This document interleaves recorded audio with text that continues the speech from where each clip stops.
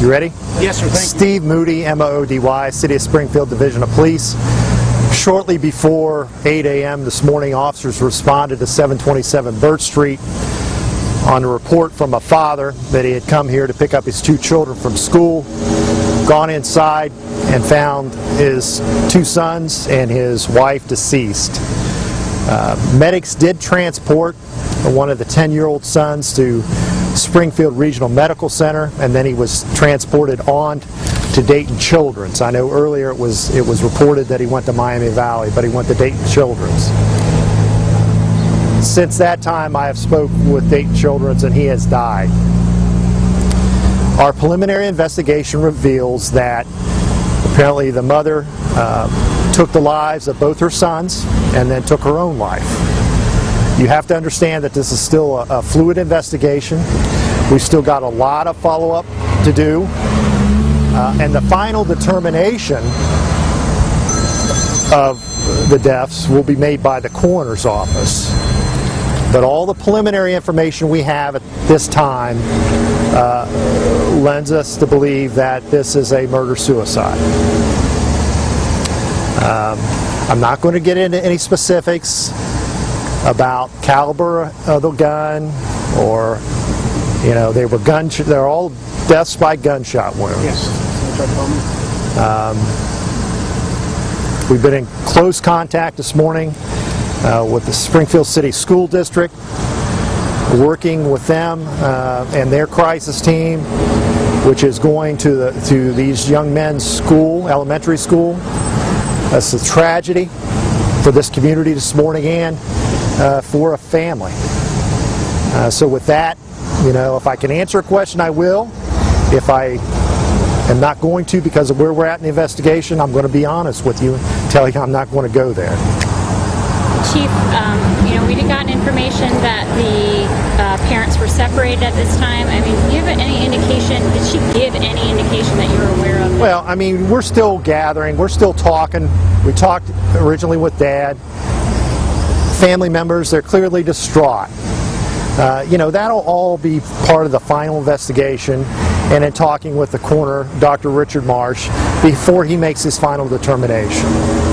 But from what we've gathered here at the scene, it seems clear that it is a murder-suicide. You know, something like this, if it's a murder-suicide, no one's going to be held accountable for something like this. But as investigators, how do you go about, you know? Well, we're doing our jobs for the family. We're doing our jobs for the children and for Dad, grandmas and grandpas, and for the community.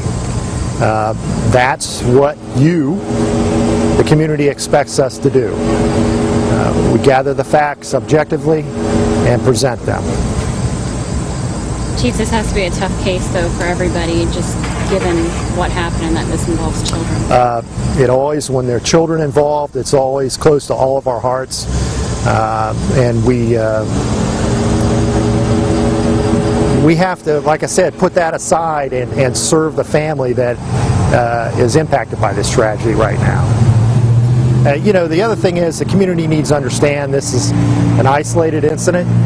You know, I know originally it was reported it was a homicide scene. You know, when we come into these scenes, when it's an unnatural death, we treat everything as a homicide. And that's what everyone needs to understand, and you need to report.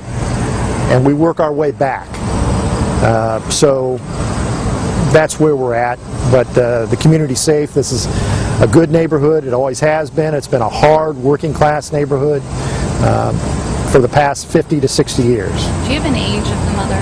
32. Are you releasing her name? Her name is Rachel Johnson. At this point, where does the investigation go from here? We saw the coroner's office obviously take possession of the Well, we'll certainly be in contact with the forensic pathologists that conduct the autopsies. You know, we're going to do some follow-up with family members. We're going to, you know, analyze the forensic evidence that's been collected here. Probably work with BCI in London, their lab, for any forensic evidence that we can develop.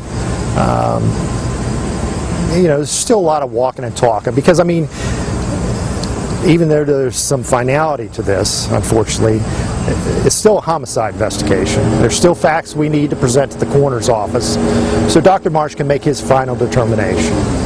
Did you have any, these houses are pretty close nearby. Did anyone hear? No one heard anything.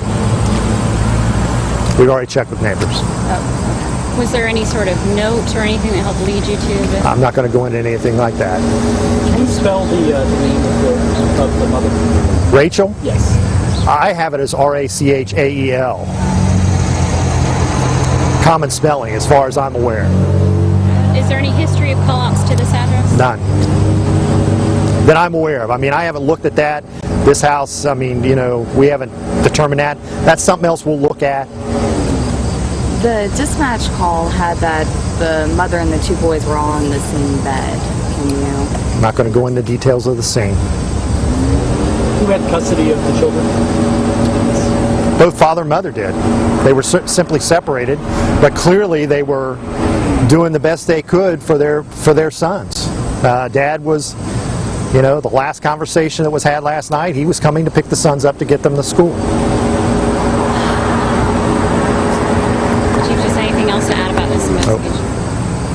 Thank you, sir. Okay? Yeah.